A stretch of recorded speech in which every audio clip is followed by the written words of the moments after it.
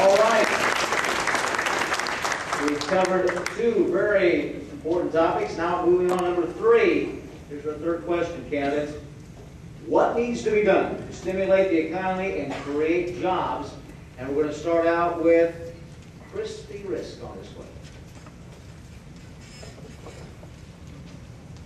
Guess I didn't have to write that one down.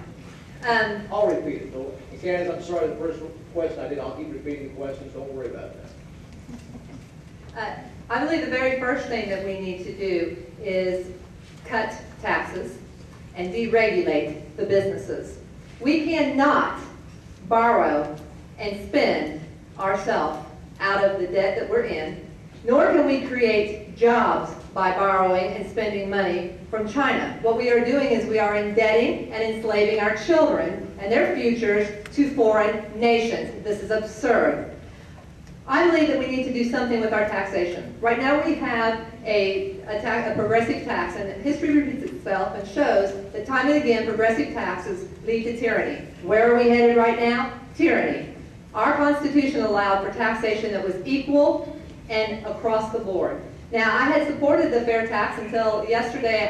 Les was telling me about something else that Steve Forbes had come up with. So I'm going to look into that because I'm not a representative that thinks I know everything. I'm a representative that wants to listen to the people. And if you have something that can help me or that can change my idea about something or help me to understand something, I'm going to listen to that. But I'm telling you right now, I am for a fair and an equal taxation across the board. The progressive tax, the income tax, the capital gains tax, the death tax, they have got to go. They are strangling our nation. If we do not allow our business people to have some free enterprise, to get it out and to start their businesses and to run their businesses, how are we ever going to provide jobs? What President Obama is doing right now is providing jobs in Washington, D.C. through his bureaucracies. He's indebting the people, he's enslaving them, he's putting them on the seat of government so that they continue to be attached to government and be under that.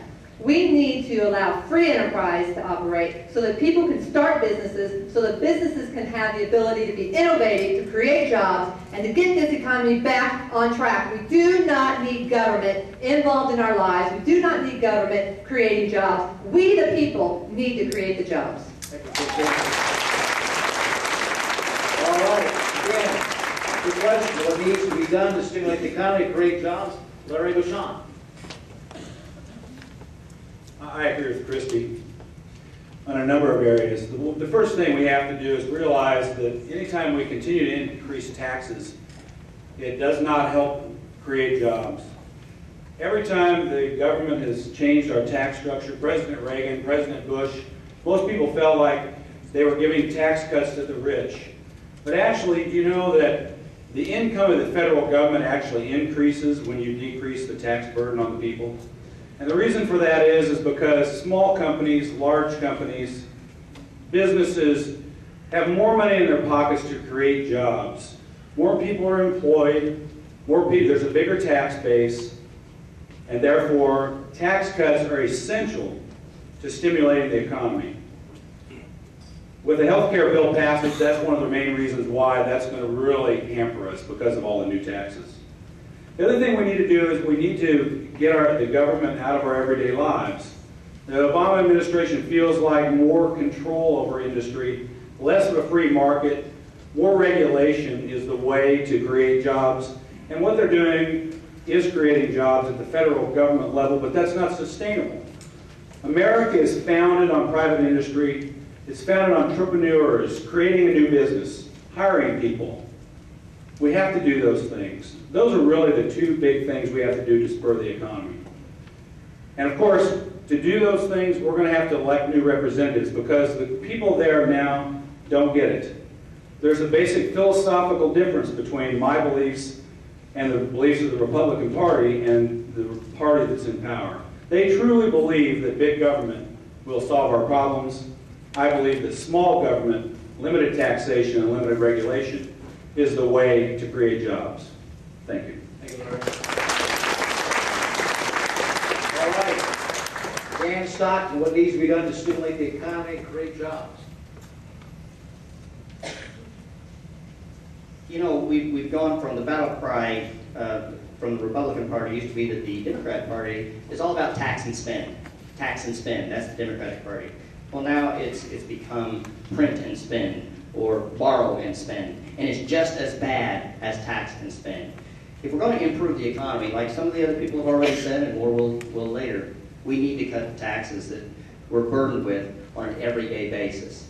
At some point, we really need to take a serious look at introducing the fair tax and eliminating the IRS. That would go a long way to stimulating confidence in the American people, and also in eliminating a huge bureaucracy that exists in Washington today and throughout the country. I send my tax checks to Missouri. So, I mean, what we need to do is understand that we've got a huge, huge elephant sitting on top of us. And the only way to release that is to elect good people to go to Congress, to win the fight to reduce our taxes. Immediately, we need to extend the Bush tax cuts that are going to expire in sunset on January 1st, 2011. People are going to be hit with taxes next year that they've forgotten about. And it's going to hit hard, folks. And we need to do something immediately by electing someone this fall who's conservative enough that's going to get the job done. That's what we need in Washington. Fiscal responsibility and balancing the budget. All they're doing right now is increasing the debt ceiling. Oh, we spend too much money, geez, what are we going to do about that? Well, God forbid that we should actually think about cutting back on our spending. No, let's just increase the debt ceiling that we're allowed to spend. And remember I said earlier, there's like stupidity going on in Washington. It's exactly what this is. Again, no ability to analyze data and come up with the correct conclusion. And folks, we need people in Washington who know how to analyze data and get the right conclusion.